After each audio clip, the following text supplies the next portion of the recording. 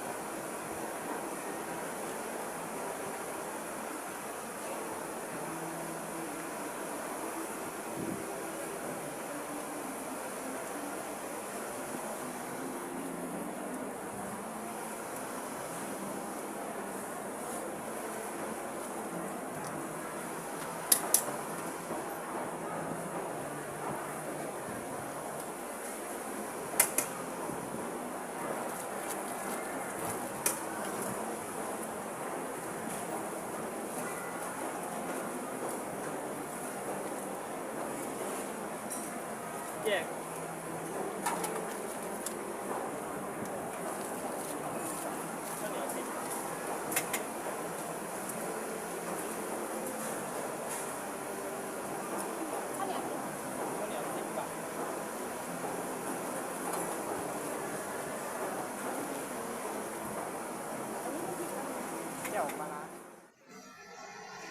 ขอน้องตะวัน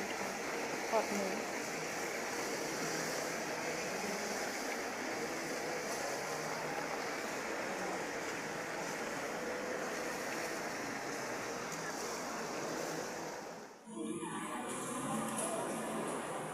ทุกคนหลังจากเลิกงานสบายกันสิมากินข้าวทุกคนข้าวแรงซื้อเกี๊ยวหมูมากินกับอาหารดังอาหารเดิมต้มมะม่าคือเก่าทุกคนเด้อหน้ามันอยู่เยอะเที่ยวหน้ามันมา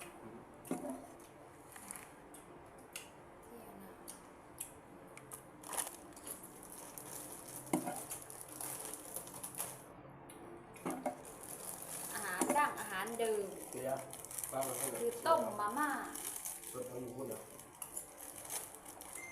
ต้มมาม่ากินกับเขียบหมูมื้ออื่นจะตีชาซื้อแนวมาเห็ดกับเขาว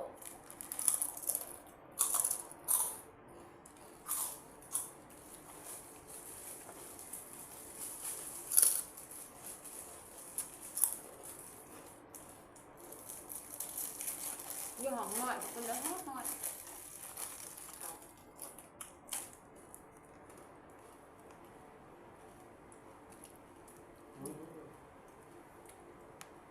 ปวดหัวจัง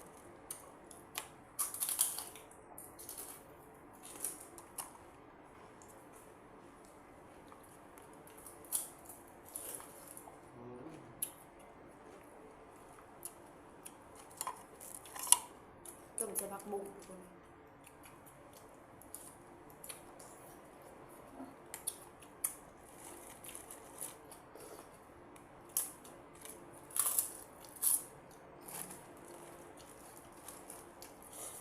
กางหมูเรือมากเกินกางมาก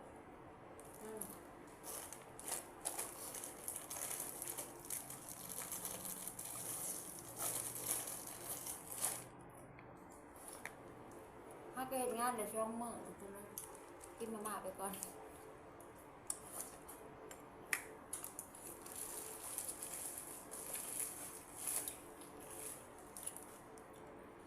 เนี่ยนั่งกินมันเลย อยู่ในกระติกพอดีในกระติกว่ามันเต็มเปลือกใส่มันทำลายต้องซื้อมาตุกเดียว เดี๋ยวเบิด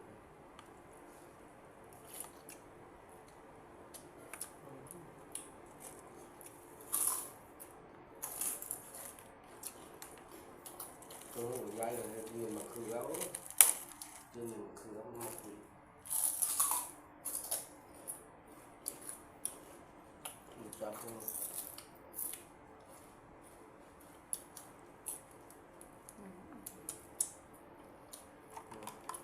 จอกน้ำซื้อกระติกมาครับแม่ไปลืมซื้อจอก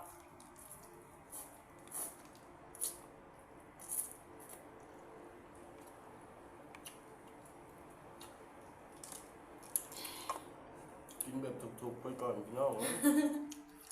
ยังบริเหตุงานเฮ็ดแต่ซะไป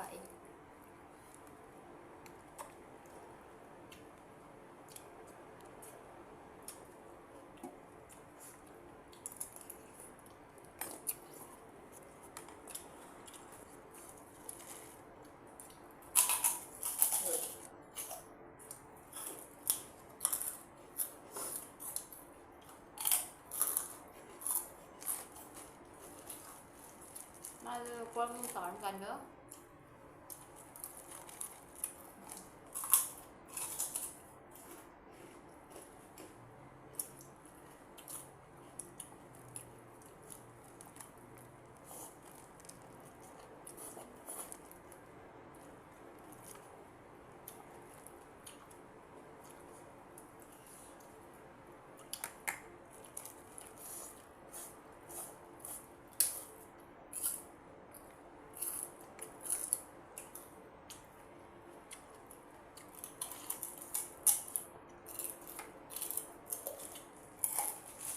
จังจะเขาลูกกระดิ่งเนาะ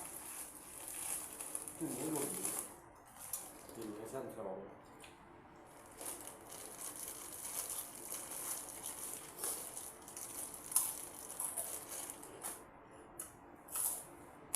จะจับว่าหายกระดิ่ง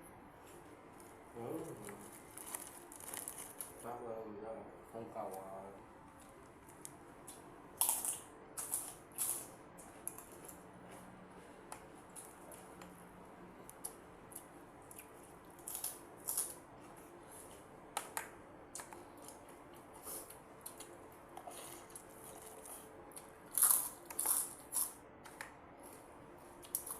บ๊ายบายทุกคน